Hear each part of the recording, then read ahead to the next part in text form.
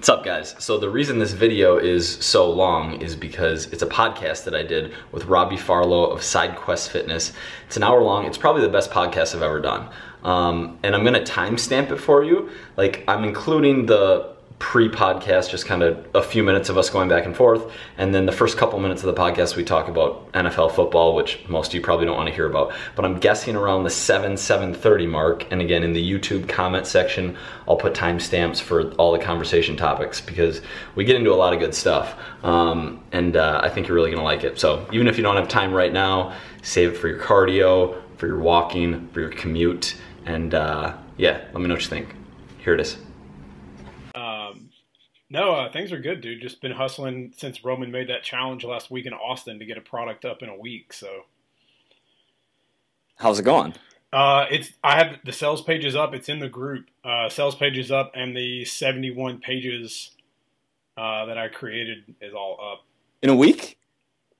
Yeah, I spent all bro. day Saturday creating custom playlists, and then the workouts and all the writing. Like, I had a 14-hour drive back from Texas with Tanner, so when he was driving, I'm like on the notes on my iPhone. Just grinding. Yeah. Yeah, especially like coming out of that atmosphere, you're just like psyched and ready to go. Well, and what was like, it sucks for Tanner and I because we were like, we're exhausted. We have to drive back to his parents, and then he had family shit he had to handle, and then we have to drive back to Georgia. And by the time we get home, one of the guys is like, "Oh yeah, I already got it like in approval with ClickBank," and we're like, "Motherfucker!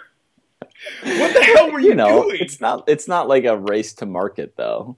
No. It was more just, Roman was like, "You guys should have a product," and someone who had it done in like a day. Ben Johnson. Yeah, motherfucker. Wait, are we live? No, you're good. Oh, okay, all right. No, you're good. No, how's we'll get into the show here in a second, but how's things with you? Things are good, dude. I'm in Minnesota. I'm like getting my bearings here. One of my buddies I went to high school with owns this condo and like has a spare bedroom basically, which is what I'm standing in right now. So that's been perfect. Yeah, man. Just like same game, grinding content. You gonna get out before winter? Yes. Yes. Southern California? Probably, but like I'd be down to travel some too. I want to do Southeast Asia. I've never done that. I want to, where else? There's like a few places I want to go. But yeah, Florida or California, just like somewhere warm. I mean, you do Southeast Asia, you can keep that bulk going for a few more months. I know, right? Although, dude, I'm so sick of eating. Like, I'm serious. I haven't enjoyed a meal in 6 months. We'll talk about that in the show because I got that point last winter by like January. I was like, I don't want to eat any more rice. I'm just putting it in my face to do it. Every bite is a grind. Yeah. There's no enjoyment in it whatsoever. I feel you, man. I feel you. So, all right, we'll get started. All right, guys, welcome to the show. I have a returning guest. It has been almost, as we are nearing the 2-year anniversary of the podcast being out, almost 2 years since he's been on. So I'm stoked to finally get him back on. But he's so super busy snapping all day that I guess I found time for him to take a break from snapping and come on the show. But the one and the only Mike Vacanti. Mike, welcome to the show. What's up, brother? Thank you for having me. I appreciate it. It has been too long. I agree. I'm starting to go back and pull some old guests who haven't come on in a while. I was like, I got to get Mike back on since he's done with Gary and he's got a whole new experience of his life going on. And you've had so much happen since the first time you were on that you've kind of grown into your own sort of YouTube fitness personality as well. And you basically were the top guy on Snapchat for a while, though I think now according to Ghost Codes you're a little further down. I've fallen off. Yeah, that makes sense. No, man, I'm excited to catch up. I'm excited to hopefully help and entertain some people as much as I can too. Cool. Well, I want you to go ahead and get it out of the way first. Your Vikings won on Sunday. They beat my Panthers. So I don't like shit talking NFL because I'm obsessed. I'm a diehard Vikings fan. It's the only franchise, like professional or college, that I watch every play. I actually care about. I don't like talking trash with other teams because I don't like talking trash about things that are outside of my control or like our control. Like if we're in the gym and you want to like razz each other and go at it, like I'm all down for that. But when it's like I'm just about optimism in sports. Like I don't know. But yes, the Vikes beat the Panthers, and I was very excited about that. I don't know. You guys, like, you've had a lot of success recently and been really good, so I'm excited to touch some of that. I have to say I am very proud that you know, we played well the first half, and I don't know what happened in the second half. But your defense, I was really surprised by your defense and how well it's done, especially since Teddy went down like a week before you know, the season started, and whatever they've put in place, they've just done a really good job of executing as a team. So they're undefeated right now, and more than likely, I doubt they lose at the Titans. But you know, yeah, Giants this week, yeah. Oh, right. I'm sorry, Giants. Yeah, no worries. Yeah, the Titans first week. Yeah, I'm excited to see what happens. Yeah, it'll be a good season. But you know, hopefully my Panthers turn it around. So we'll see. But it is interesting that you don't like talking trash with other fans, especially since you were the personal trainer for 2 years of Gary Vaynerchuk, who basically touts online that he hates the Patriots with a passion. And I can only imagine when he's at the games, like in person, he's pretty rambunctious. Yeah, at games is like a little bit different, but when I'm trying to grind and I'm like working or I'm going through Snapchat and like helping people with legitimate fitness questions, and I have dopes, Packer fans, like talking trash, it's like I'm working, I'm doing stuff right now. Like, do you need something? And not like if it's like fun and kind of jokey back and forth, that's fine because there's like rapport there and I get it. But when it's like legit shit talking, it's like, all right, get out of here. There's more important things to get done than just shit exactly. talking sports. Yeah, exactly. Yeah. If you want to shit talk, go to Facebook or Twitter. Is that where the shit talking happens? I mean, that's where a lot of it. That's someone said in Austin. They were like, you know why people go on Twitter? They go on Twitter to complain. Like if you just go through feeds, that's what most people are doing. Yeah, for sure. But that's most people in life. Yeah. Like that's just not a microcosm, but like a representation of the population and like things that are happening in people's minds most of the time, which is sad. So how do you keep from complaining? Because you're a pretty positive dude. And I know you have your times because you like to put on a little dashboard, let the best deceptions run through the ears. Yeah, I like to pretend I'm like a whiny, like skinny fat 15-year-old version of myself who just got dumped by some girl who never really liked him. Like I'll do that once every few months just to it feels a good workout for sure. How not to complain? I don't like. There's so many cliche answers to this. I don't even know what my real one is. Gratitude, like just being pumped to be alive, being lucky and fortunate enough to have had good friends and like raised by good parents and like had love in my life and had like nothing seriously bad happen to me, illness, health. Like I don't see. We talked about death last time I was on here, which was super interesting because I don't talk about that a ton, but just finite life, and I'm not going to waste it being in a negative mindset. That's a good point. Good point. I like that. I think that's something a lot of people sort of struggle with, is that negative mindset. It's hard. I'm a big, especially in cell phone, especially in internet like world where you can sink hours and hours into unintentional consumption. Just like get deep in a Facebook feed, get deep in a Reddit thread, get deep in something like that by yourself, solitude, isolation. You got to break out of that. Like you gotta get into action. You got to get outside. You got to breathe fresh air. You got to like have human touch and like hang out with people in real life, because I think that a lot, and especially a lot of younger people, and me being on YouTube more has shown me more of that because YouTube skews younger. Just spending hours and hours and hours in a row in a dark room, just kind of like watching what is fed up next on your screen over time. Like I see how that breeds negativity. Yeah. So speaking of YouTube, this is a question I had written down before you. First of the year, you had a reverse bet with yourself, and we'll go into reverse bets here in a little bit. But in the post, your sort of wrap up of the year, you're like, look, I started YouTube for all the wrong reasons. My heart really wasn't in the right place. And about 2 weeks later, you went like full throttle on YouTube again. So what changed?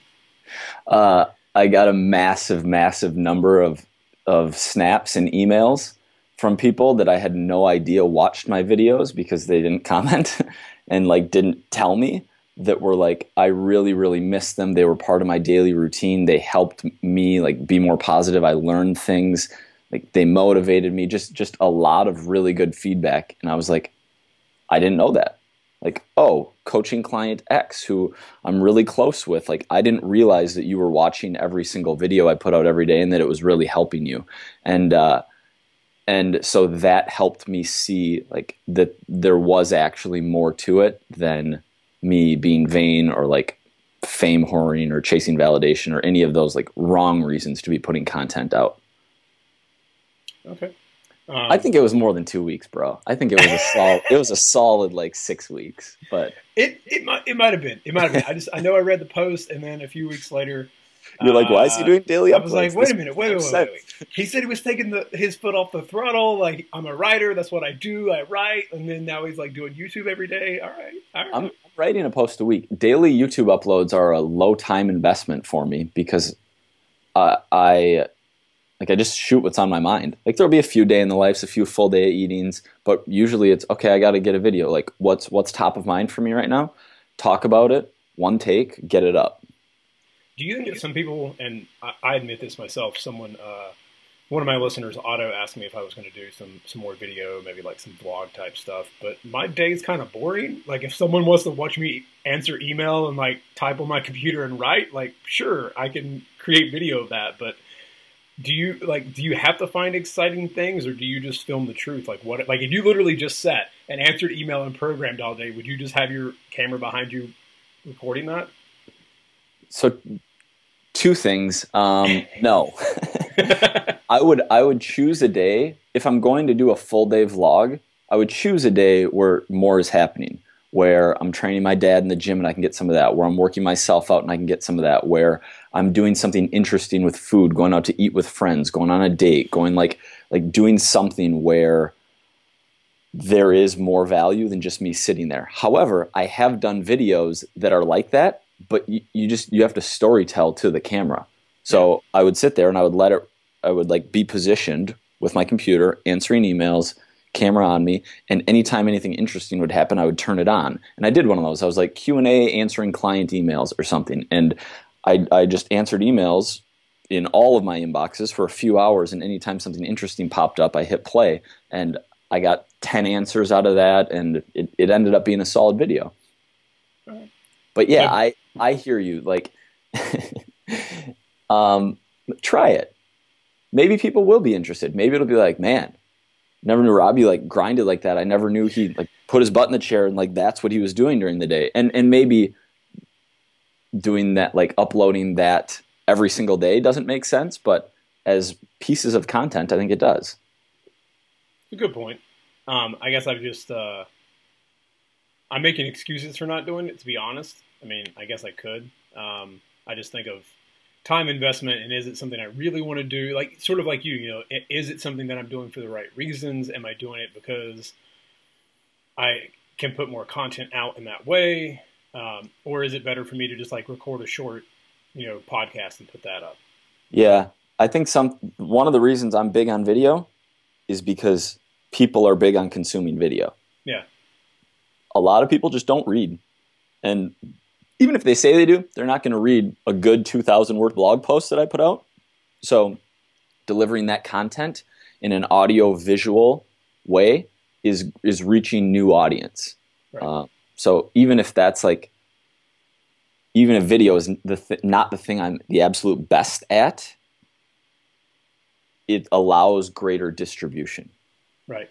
And I think it allows greater depth.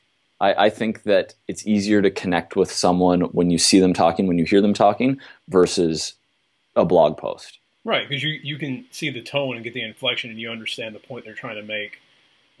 Whereas, reading, you are sort of interpreting in your own mind as well, what that person is saying. So you started with equals and alternatives, which I miss. Are you bringing it back in any way? Are you going to do anything with it, or was that just your intro to YouTube? It was my intro to YouTube. You've seen one and you've seen them all, and these are, you can go That's back true. and check these out on my YouTube channel. Like, what I did was took essentially quote unquote fake health food, and I don't really like the word health because health and nutrition is contextual to the person and their goals and their lifestyle, etc. But we would take something like organic orange juice, and for a person who's trying to lose body fat, drinking multiple glasses of organic orange juice is really just drinking a lot of sugar throughout the day. Calories are adding up. It's not very satiating. And I would take that and say, hey, from a calorie and macronutrient perspective, this is actually Coca-Cola. Like, I get that they're not exactly the same, but they're pretty close for what you're trying to accomplish. Instead, so these are equal. Instead, have whatever the thing is. Have a piece of whole fruit. Have some beef jerky, like whatever. So, but once you grasp that concept and you're like, oh, calories, macronutrients, nutrition labels, like I should pay more attention. You've seen 5 episodes, you've seen the other 95. And I don't think I'm good enough or entertaining enough on camera to carry that. Like, I don't think people keep coming back. I don't think that show can blow up on my back. Right. I got you. With daily uploads, I'll probably do one a month, maybe. Right. 5 episodes a year kind of thing. And it allows you, with daily uploads to talk about more than fitness, which you've done, and it allows you people to think, oh, well, he's just not some dude who reads nutrition labels and is obsessed in that way. So it helps you become more human. Yeah.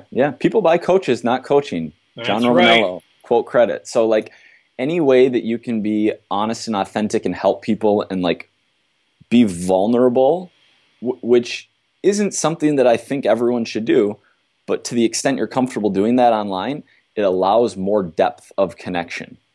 Like, I know for a fact people in the past have signed up for coaching who followed me with no real intention of signing up for coaching, and then when they got engaged and realized I have 11 months to look better, they're like, oh, I like Mike the fitness guy more than I like Bobby with abs the fitness guy. Yeah. It's the truest statement ever. People buy coaches, not coaching. Mm-hmm.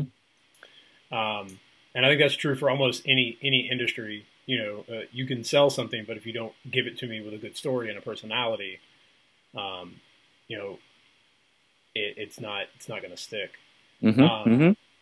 So the whole thing with YouTube videos and the weekly posts started earlier this year. You had a reverse bet with yourself that you had to put up, a post every week, or you were going to give money to your biological father. And you wrote a whole post about, all of that and went into some really, deep things on that. Mm-hmm. And then now you've got another reverse bet for the end of the year. Yep. Do the reverse bets keep you driven? Because you're pretty successful, as an online fitness entrepreneur, and you got to train. Bro. Dude, listen. You got to train GaryVee, like you're at home, you have the ability to travel and move to wherever you want. I consider that success. Mm-hmm. But do those keep you driven, even though you could keep doing the same things you've been doing? I don't think I can keep doing the same things I've been doing. Like, I just don't like that mindset of, oh, I can sit on it now. Right. I think that's a losing defense mindset. Here's what I like. So the reverse bet is, if I don't accomplish X things, then I have to do Y, and Y is a bad thing. The reason that I like them, because the devil's advocate argument is, well, why do you even want to be doing these things? If you really wanted to be doing them, you'd do them anyway. And I think that we do things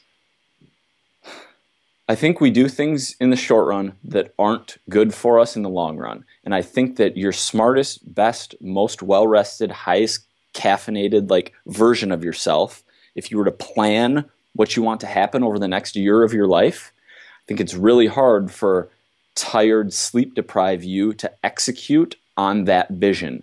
But if you have a negative incentive in place, like a reverse bet, like right now, I have a content-related reverse bet, daily Instagram, 6 YouTube uploads a week, blog post a week, email the newsletter every week, meditate every day. There's another one on there.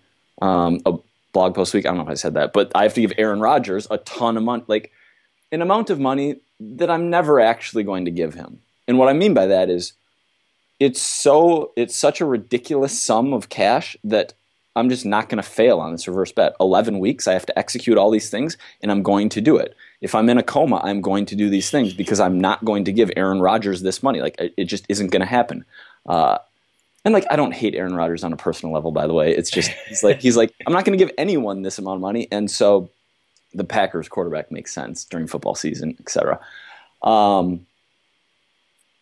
Yeah, so that's what this reverse bet is. And the why is I know that when I'm working hard, I'm happier. I know that when I'm creating, I'm happier. I know that when I push past the initial difficulty of like putting yourself out there and then doing it again and again and getting momentum going, it becomes easier. Other aspects of my life become better. But I don't always want to do that. Last night, I had to get a YouTube video up. My roommate John was down here. I'm like, what should I make a video about? He's like, do one about intermittent fasting. I'm like, I don't want to do one about it. It was 11 p.m. I had an hour. I was like, I got to get something up. And it was probably like 77% good. But in the first 2 hours it was up, it had 15 comments of people who were like, this really, really helped me. I'm so glad you posted this, Mike. And so forcing myself in like a low mental time to get into action, like accomplish the goal like that I wanted it to. Does that make sense? Makes total sense. Yeah. You shot the video, you put it up, and it's, the t-shirt that you had, that, even Gary said, ideas are shit. It's all about execution. And you could have the idea of putting up a daily video. You can have the idea of going to the gym, but it's actually stepping into it. It's going back the next day, going the next day. It's taking action that actually gets the things done. And just like working out, I was telling one of my clients on Tuesday, she was like, I don't understand it. Everything just feels so heavy today. Like weights that she normally does with no problem. She's like, it just feels so heavy. And I'm like, look, because I can talk to you on this level, it's kind of like sex. Sometimes you have really, really, really great sex. And then you have those times where you're like, I don't even know why I just did that. That was really awful. The gym's the same way. Like, that's just how it is. You're going to have great days, and you're going to have days where you wish you had not stepped in. But you came in and did the work anyways, and that's what matters. Yeah, absolutely. Yeah. So, you're talking about... I don't have bad sex, by the way.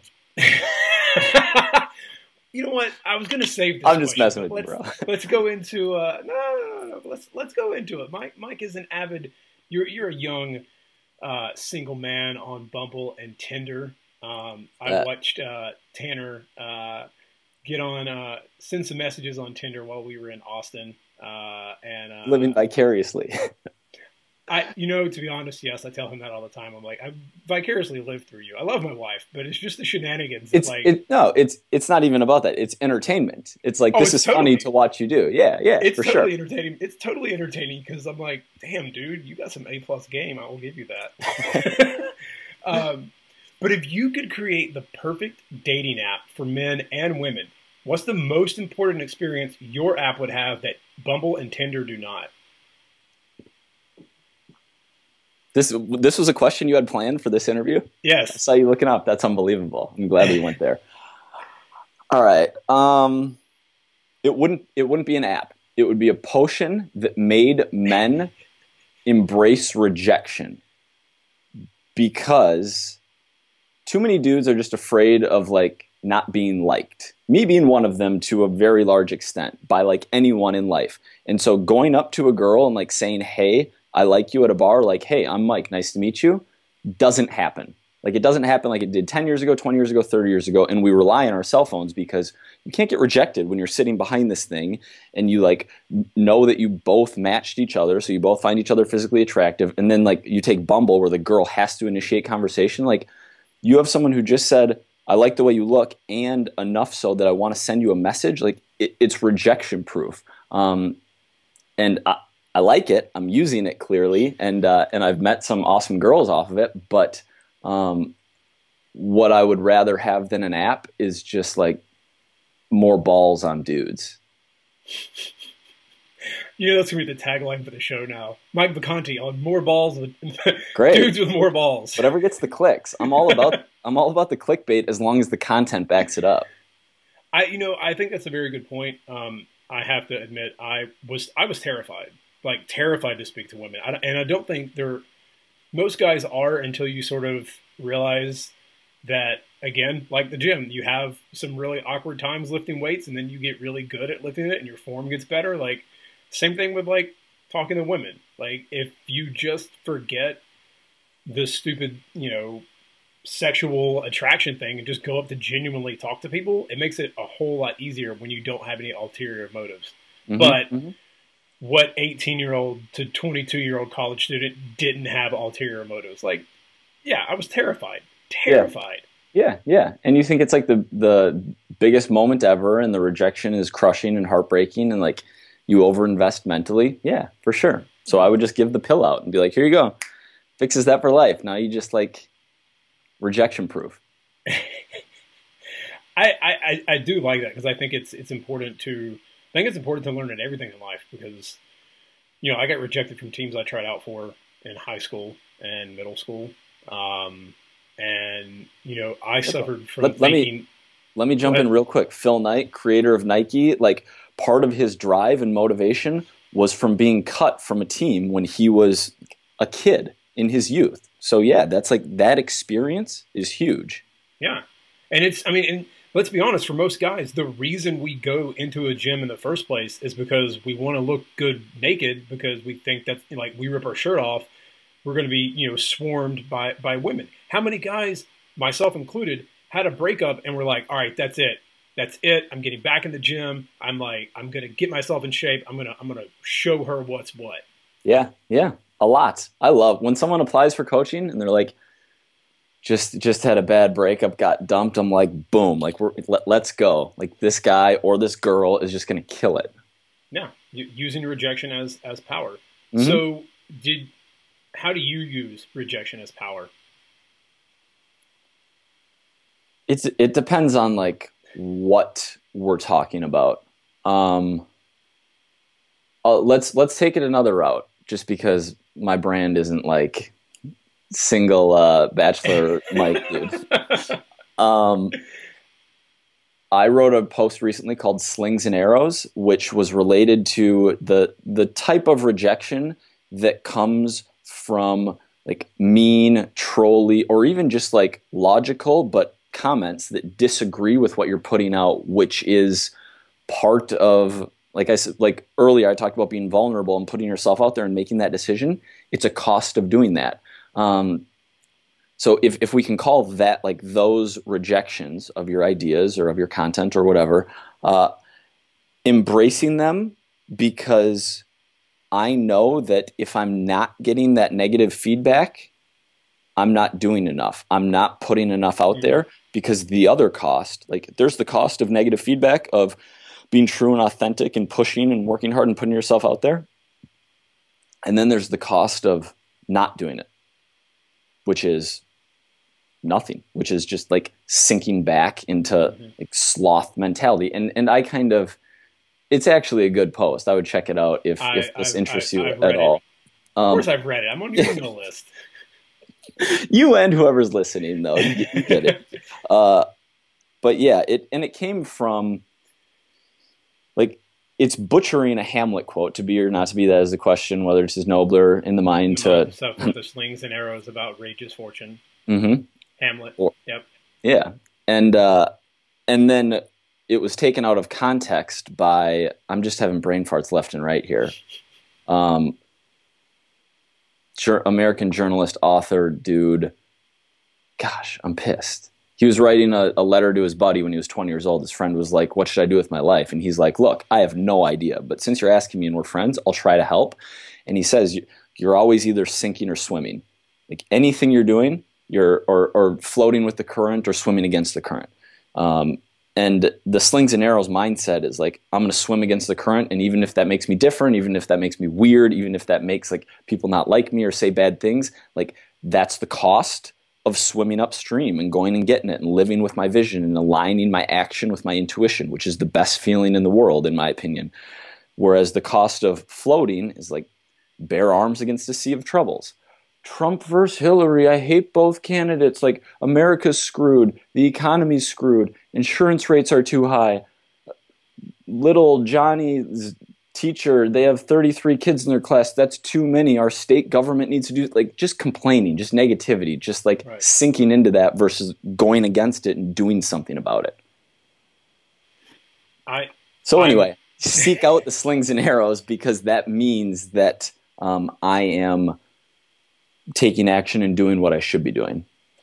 I loved that post. One, because the theater nerd in me was like, yes, bring on. Because it's one of my, Hamlet is one of my favorite Shakespeare's, even though Shakespeare terrifies me when it comes to acting, because it's like, it's the pinnacle of theater. And I'm like, if I fuck up Shakespeare, what if he like haunts me for the rest of my life? But there's like 35,000 different ways people have interpreted that one speech. But I think you can pull those things out of context and find so many great nuggets of inspiration in that one speech from Hamlet. And I really did enjoy that post. And what stuck with me from it is I'm watching my wife kind of go through her own sort of hero's journey right now with some stuff that she's going through. And it's interesting because, like, as she starts to make progress in her life and she's feeling a lot better, it's like the world starts to notice that, and they turn around and go, whoa, no, you're with us. And then everything else gets negative, and it starts to bring her back down. And I think that's one thing that especially we probably see with clients is that you're starting to make those changes, and then life throws a wrench, in your plans. Your kid gets sick, a parent dies, or, some crazy thing happens at work. Like, life is going to try and throw those things at you, but you've got to push through and battle through the slings and arrows. And even less extreme than those, which are like the worst of the worst. Just like friend that you grew up with, that like you've always kind of been like seeing the world the same, and you start doing things differently. Like, often I think the negative feedback comes from something within that person that they don't like. Right. Because they see you changing in a certain way, and it reminds them of something that they wanted to do or something they didn't do or something that they might not have the courage to do at that specific time. Like, that can breed some of that negativity. Yeah. That is a true statement, and I see that in a lot of people. We actually talked about that at Man Camp in Austin, about how the things that others, they see their failures, and when they come at you, and most of the time people are being negative, is because they see the positive that you're doing, and they think, why can't I do that? And they really, what they're doing is reacting at their own anger within themselves. Mm-hmm. Mm-hmm. It's huge. It's huge to see that. Yeah. Because it's like, oh, there isn't something wrong with me. Like, that's not why you're coming at me. I'm not doing something wrong here. It was funny that Roman posted a line from Forgot About Dre after that, because then I went back and listened to it a bunch of times, and I was like, man, these lyrics are fire. By the way, that song, I actually I shit you not, I get into the gym on Friday, hit play on Spotify, my playlist, first song to pop up, like right after I saw that status. I listened to it all day while I was like working on this little secret project thing. It's so good, man. It's so good. Yeah, so good. Man, can he please come out with a Chronic 2? Like, it's been like, hey guys, I'm working on this. Can you just do it? Come on. I know he's taking some action. He's not just sitting back and doing nothing. He's got a lot of things going on. But come on, Dre, drop it. Businessman. For real. Yeah. So how's training your dad? He kills it. Yeah? Yeah, he crushes it. Is it kind of nice because like now you're like, man, this is the one time in my life where like I'm telling you what to do and you got to listen to me. No, I don't like that. It's weird. I like it's uncomfortable, not in fitness, because it's very obvious that I'm the expert and he is the trainee who hasn't touched a weight since college. Yeah. But no, he works really hard, and he has some natural athleticism, and he's getting stronger and leaner and like reshaping and looking way better we're 6.5 weeks in. He's just killing it. Yeah, that's awesome, dude. That's awesome. Yeah, I yeah. love watching the snaps with him walking in, and you just see the smile on his face. Yeah, he is always smiling. I should catch him when he's not smiling on one of these, but he really does enjoy it. Yeah. There've been a couple workouts that like it's like we talked about earlier, and I had this talk with him. He was on cloud 9. Like, this is great. I think this was midweek 5. Just having the best workout he's had so far. We're going up on weights on everything, which we do regularly because he's making linear progression on strength. But he just felt really good. He was really happy. He was in a really good mood, and basically kind of telling this narrative like, this is it. Like, I used to not like working out, but now I love it. Like, and I don't like letting people. I don't want to rain on anyone's parade, but I also want to be realistic with expectations. I don't like getting too high or too low because I think both are just kind of dangerous. So I'm like, yes, you're killing it. Like, let's go. But like, not every workout is going to be this amazing. And sometimes they're going to be a little grindier. He's like, yeah, I get it. And then the next workout, he's like, how can I be so tired? How can I? I'm like, it happens. Like, you're fine. You're doing really well. You're not any weaker. Like, sometimes you have good workouts. Sometimes you have so-so workouts. Sometimes you have not great workouts. Like, continuing to put in the work. That's what matters. Yeah. Yeah. Just continuing to show up. I mean, how many blog posts have you written where you're like, oh, God, that was awful. That was, and you just said it earlier. You had a bad video last night that you weren't proud of. But, you shipped it. You put it out. Yeah. So you've been pretty busy over the last 2 years. You finished up training Gary. You've traveled all over with him. And you also, besides doing Eagles and Alternatives and becoming, a sort of YouTube star, let's not use that terminology, but okay, thank you. What? I'm trying to like pump you up. Go subscribe to his YouTube channel so people will be like, oh man, he's a big deal on YouTube. Stop selling yourself short, Mike. All right. Touche. Why the macros app? So I used to get, no joke, 25 emails a day, 30 emails a day. Cold new person who wasn't in my community, can you do my macros for me? And I'd be like, all right, height, weight, body fat here. I'm just letting you know this is just an estimate. Like, you're going to have to adjust based on progress, et cetera, be in this range. Like, this is about where I'd have you training rest day. Go get it. And it takes time. And I got to the point where I was like, if my equations existed, I could just send you there and that would be better than this. Like the time up front and money up front that went into it is saving me time and money in the long run, basically. Right. And so that's where it was born. And then it developed a little bit. People wanted a food database, gave a food database, like made some tweaks to it. And Julius, my developer, and I are working on 10 or 12 adjustments for like working some bugs out and some other things, but also some user experience stuff, just making it a more user-friendly and better app to use for mid-November. Those will probably roll out. Cool. But yeah, the app originated and it's free and there's no advertisements and like, it's just, I just think it saved me time, but it also helps people. So it's a win-win. Yep. It's a great app. Don't be mad at me. I don't use it all the time. To each their own. But I do enjoy it. There is a lot of beer. You have like every single beer you can find at a bar listed on there. I was like, first going through it, I'm like, Jesus Christ. Yeah, I know. It's like you just went down the aisle at a grocery store and just like. We weren't comprehensive on food. Like, it only has the top 500 or 600 foods. You're not going to find some super unique thing, and the user can't upload food, because that was my big beef with MyFitnessPal. Is you log the fried shrimp tempura and it says there's 0 fat in it.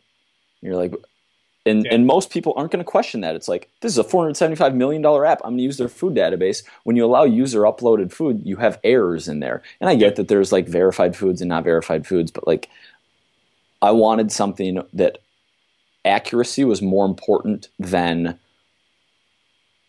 comprehension of the food database. And like, if something's not in there, I have posts about how to estimate like blog posts that you can get to from the app, how to estimate macros when eating out at a restaurant, and like go to Google, go to nutritiondata.com. I trust these sources. So yeah, I don't remember how I got on that tangent.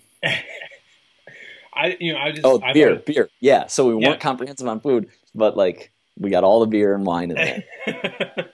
and a lot of like mixed drinks and liquor too. You did. I was very impressed by that one, because of course, I went first and I'm looking through the A's and I'm like, it's like Abita, and I'm like, Jesus, I don't even see food here. Is Mike just trying to get us to drink all of our calories? What's going on? I'm all about sustainable. I'm all about long game. I'm not you have to train and eat like a bodybuilder if you make progress.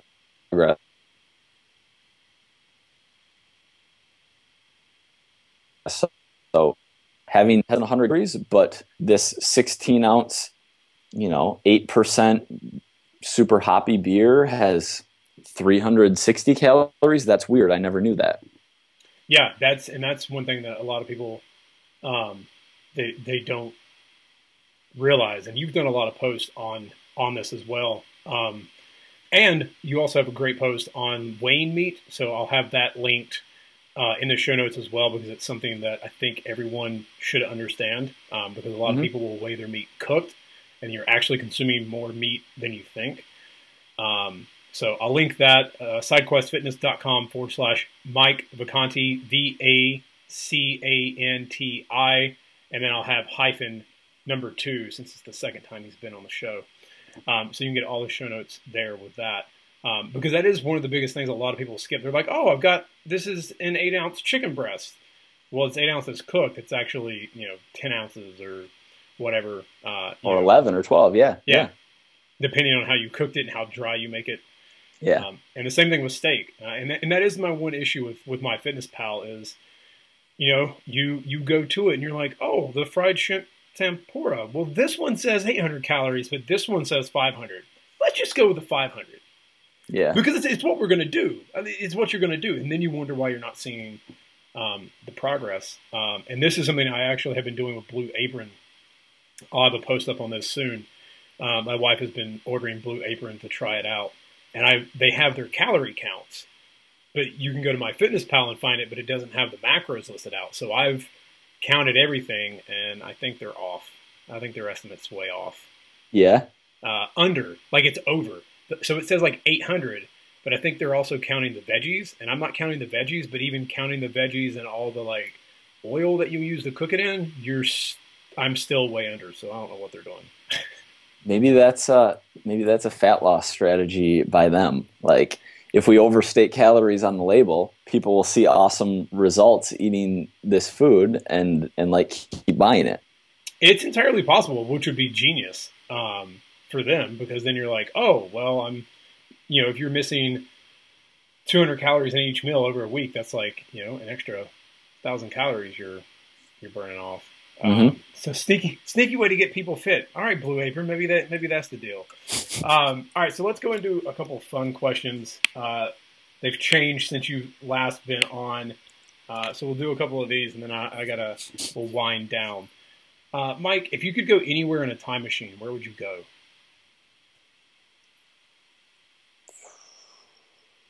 To the start,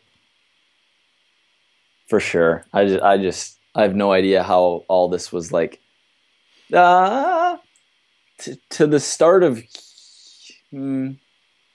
yeah. I want to know like how the world got here, and like why we're here. So if I can go somewhere that shows me that, that's where I want to go. Then you get into a weird paradox, but we won't go into that. Mike Vacanti, the only person to see the universe be born. But wait, how could he actually be there if he was? Well, I won't nerd out on that. He was on this podcast and he got to use a time machine, and that's where he went. Like, don't ask questions. If your life were a movie, what would the title be, and who would play Mike Vacanti? These are the types of questions you gotta give me heads up on, and I would have great. Come on, man! But it's more fun and natural this way. I agree. The title. Like my movie up to this point, or my movie like when I die? You make that choice. I'd like to play myself, just because I'm not arrogant to put any like super attractive male actor in my place. Uh, the title of the movie, I don't know. I don't up to age 29. I'm 29 right now. I don't think people would watch. I don't think I've done enough. I don't think that I think I'm only coming into my skin in the last 2, 3, 4 years, really, and I'm not where I want to be and haven't had the impact I want to have. So I don't think there'd be a movie right now. I think there'd be like a low budget documentary that gets like 2.1 stars out of 10 on Amazon Prime, and people are like, "See that Vacanti movie?" And you're like, "Yeah, I'm gonna wait till he's 80 to like really watch it." I like that you say Amazon Prime and not Netflix. I'm big on Amazon Prime lately. It's, I don't know. there's a lot of really cool shit, like the pilot season. You get to vote on like the new show that they're going to have, and it's not like rinky dink shows. Like there's a show with Kevin Bacon. There's a show with oh, why am I forgetting his name? Frasier, Kelsey Grammer. Yeah, and there was another one, and The Tick. Like they redid The Tick, which is cool. And that is cool. I like and that like fan audience engagement. I'm a big fan of that. Yeah, yeah. And they've all been pretty cool. Plus, they also have all like the old HBO shows, so you don't have to have HBO Go or HBO Now. Just in case anyone is listening, go to Amazon Movies Prime, do all that. What's the most money you've ever drunkenly spent on fast food? Just for myself? Yeah. These questions are awesome, by the way. I'm very happy to be answering them right now. I mean, I know back in the day, there's two ways that you could get dinged here, because I really want to answer this correctly. It would either be you just ate a ton, or you ate at an expensive fast food place. And there's just not that much variance in cost of fast food places. I would guess. I went to school in Madison. There was our bar time place called Big Red's, which was a Philly cheesesteak place, and the owners would like drive the buns from Philly, like they were authentic rolls and really good, to Wisconsin. It was just absurd. They're shut down now, tax evasion, I think. But we would go there, and it wasn't that expensive, but a Whiz Wit and some Philly fries and a soda and maybe even a beer, because they were selling beer illegally, I'm pretty sure. It can't be more than $30 just for myself. Okay. I got you. Yeah. All right, so we'll go back to the other questions that I had. But they're just a couple of random fun ones that I've come up with over the last couple of years. So in your post about your wrap-up of the year and your bet to post once a week, or give your biological father a bunch of money. From back in January. Yeah. Yeah, okay. And so you wrote this one in July. You talked about YouTube, and you're like, look, I've been doing it for the wrong reasons. But you talked about, fitness and where fitness and nutrition need to go. And you said you were going to think about it, so I want to know if you've thought about it. Have you thought more about how to change fitness for kids? No. I mean, yeah, I've thought about it, but my conclusion is I'm a terrible macro thinker. It boils down back to on the first microeconomics test in college, it was literally a 1,000-person lecture, and there were 2 of us that got 100% on the first exam, and I was one of them. Macroecon, I bombed. I was awful. Like it's just the way my brain works. Because to solve obesity, I can't do the one-to-one. I can't like shake every person and every parent and make them a better parent and sit them down and pump them up and like get their mind right and kick them out into the world and keep them accountable. Like I can't scale that to the world. There have to be systems, there has to be education, and I don't think you're ever going to get obesity to zero for a number of reasons. I think some people actually don't care. And I don't think that you can change people who don't want to change as like a general rule in life. So yes, I've thought about it, and my solution is I have no idea how to do it, but I'm still thinking.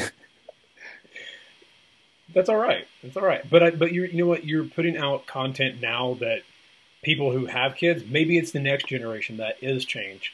And for now, you're just a seed planter, and you're planting seeds for, whoever's going to go on and have kids in a decade, they will, you know, take your advice and the things they've learned from you and carry that on with the future. Yeah, that'd be nice. I hope to have some impact. So you were done training Gary. You were back home in Minnesota. Before we got on, you said you were getting out before winter sets in, which I'm sure by Thanksgiving you'll be like, all right, I'm out. I got to get out before the snow. So besides business and hustling, which we all know Gary is like the master of hustling and getting work done. I know, you know, Jordan Syatt is his new trainer now, and he was saying how even within the first couple of days, he was like, I've seen him online and I've seen his, but like I never really understood until I was there just how much and how hard he works. But besides business and hustling and executing, is there something else you took away from your time with Gary? Yeah, a ton. I'm trying to think of what is most. Because I know for most, like, you got to see Gary when he's not just GaryVee, you know, on YouTube, or GaryVee hustling. Like, you got to see him with his family. You got to see him in a more intimate setting. And I'm sure there are tons of things you probably learned that, you know, if you can share, I'd love to know. I wrote a blog post a while back called 14 Things I Learned Training or like following GaryVee around for 2 years. One thing that stood out, one of the points I made that's relevant here is not taking your work home. Because if you think about like the traditional American family, like there's a father figure who came home from work and had a bad day and he's working hard to support his family, and like kids are afraid to say things around him because like he's going to get mad, like that type of scenario is non-existent. Like GV does such a good job of not letting anything that happens in business or in like that world impact how he behaves around Lizzie and around the kids. That was like a big takeaway for me. There are a few other ones. I asked him once, like when I started actually making some money, and I was like pretty proud of it, and I was like thinking to myself, I can do good things with this and I can support people if they need that. And I asked him, I was like, it must feel really good, like knowing how much you can support like your family and like friends and people who need you. And if someone needs a job, like you have that for them. And he's like, yeah, but I'm way more proud of the emotional support that I can give those people, which was like an aha, like giving your time and giving your attention and like, is better than financial support, which is obvious saying it, but kind of was a bit of an aha for me at the time. So how do you, I mean, you work from home, you go to a coffee shop occasionally, but how do you keep work out of home if you work from home? Because that's something like I'm sort of struggling with now, because it's like my day sort of ends and I'm hanging out with my wife and I'm like, oh, I want to tell you about this cool thing that happened or this idea that I had. And it's like, oh, she doesn't care. I need to talk to her about that. Those are kind of two different things. Working home, they are, but like, how do you separate? I don't think you separate them. I think they blend. I'm saying not letting negative energy from work come home, or not like being in a bad mood because a deal fell through, or like separating them in that sense. They still talk about like this happened, you know, talk about your day, talk about work, but and I can't really answer that because my working at home, like work and life have just blended together in my mind. But when something bad, like I try not to let something bad that happens in work or in internet land affect how I interact with people in my life. I try not to, when I'm hanging out with my roommate John, I try not to give less attention to listening to him because something's bothering me about work. Right. Okay. All right. All right. So last couple of questions before we wind down. You know, you've, like I said, you've left Gary. Now you're at home with your dad, training your dad, and you said you're going to leave probably Southern California, maybe Southeast Asia. You haven't figured out exactly what you want to do yet. And you've blogged about it a little, that you want to travel, you want to see the world. So where does Mike Vacanti go from here? Somewhere where there's not snow. That's my only thought process.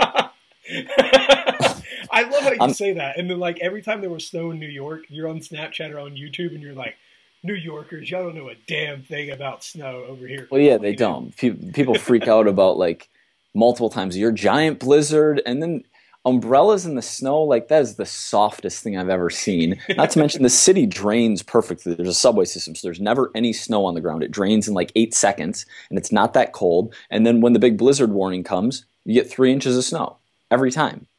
Like once out of a decade, there's an actual snowstorm.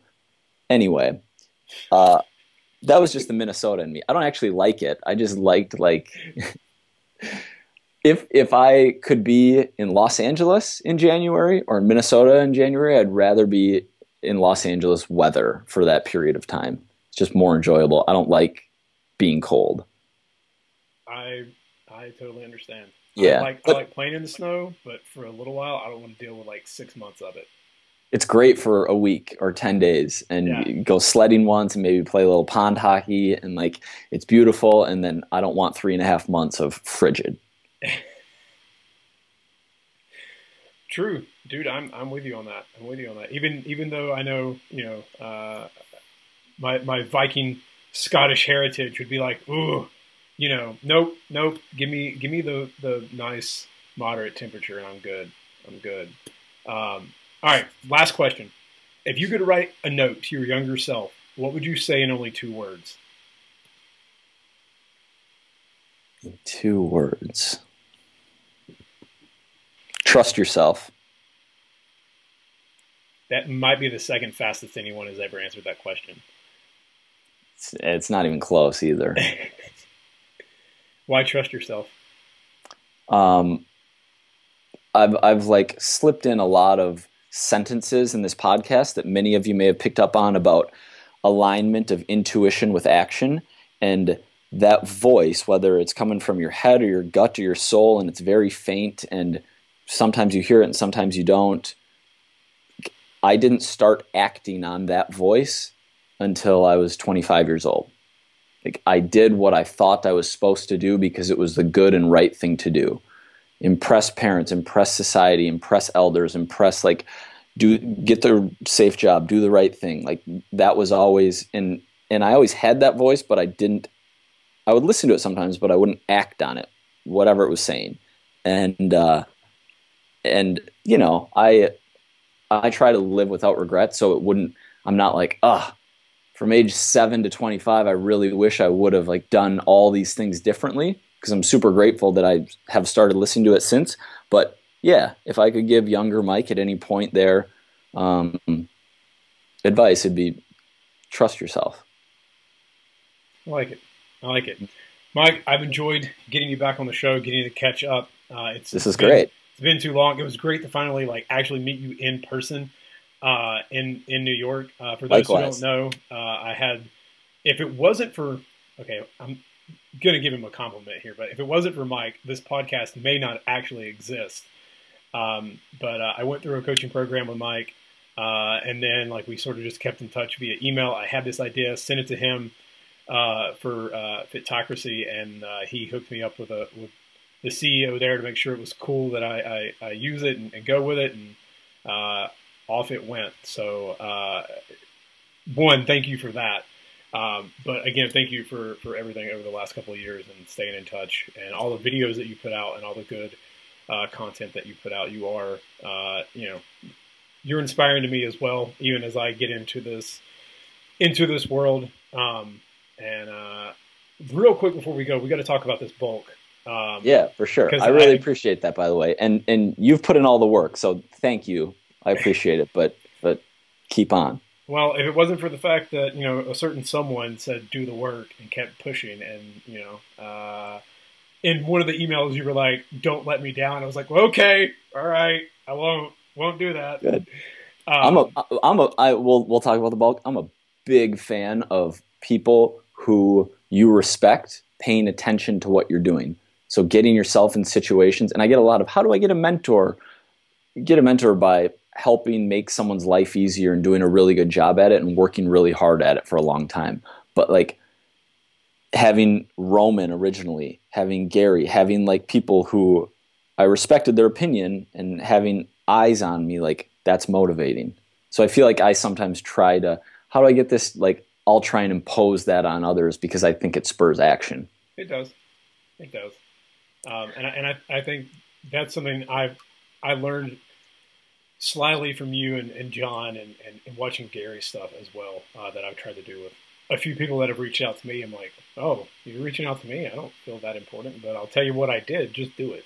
Yeah. But yeah, I want to talk about the bulk before we leave, because I went through one of those 600 grams of carbs, 600 plus grams of carb bulks.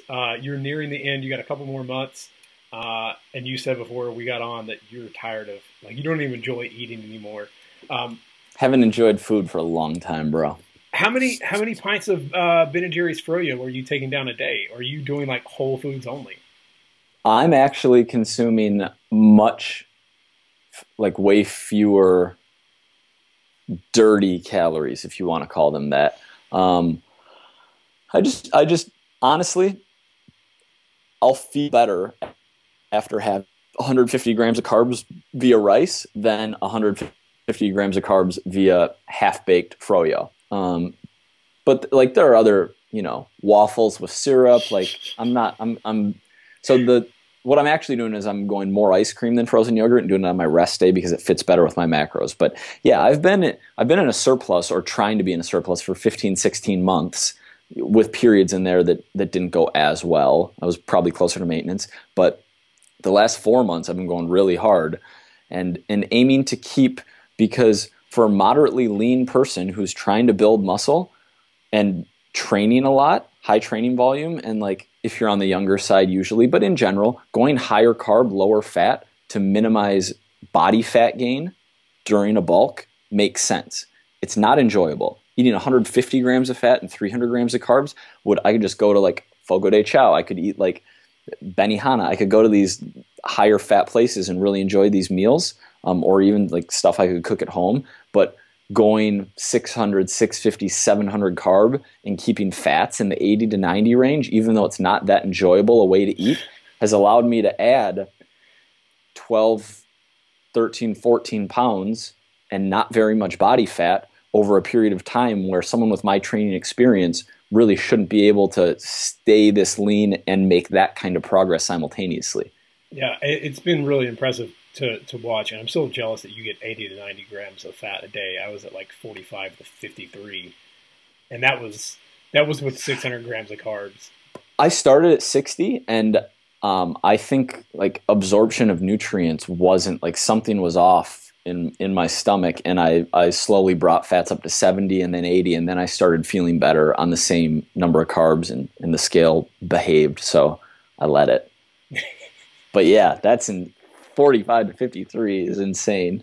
Yeah, well, it was I mean, dude, I put 6 inches on my hips, so I'm not gonna balk at it. It was good. There are days I miss it though, I'm not gonna lie. Some days. The bulk? Grass is always greener. Always greener. It is. It's always greener. But I'm enjoying maintenance right now. It's kind of nice. Focus on other things, like not stress too much about fitness stuff. Yeah, getting the business, doing podcasts, creating more content. Plus, I'm officiating my best friend's wedding, so I can't really like bulk because I have to fit into my suit. So that's, you don't want to like rip the pants with all the no, that's already happened once. That's why I have to get new pants. Yeah, it is. It's nice to like, and if you catch the bug and you're like, you know what, I want to really add some strength and some size, great, you'll do it. You know how. Yeah. But yeah, I think those periods of fitness not being the number one priority are a healthy balance in life. Yeah, it is. Mike, if people want to know more about you, where can they find you online as we wrap up the show? Just Google. Just go. Basically, that's it. My website, ontheregimen.com, type my name in Google. I'm uploading daily on YouTube, Instagram. Yeah, come say hey. I reply to stuff.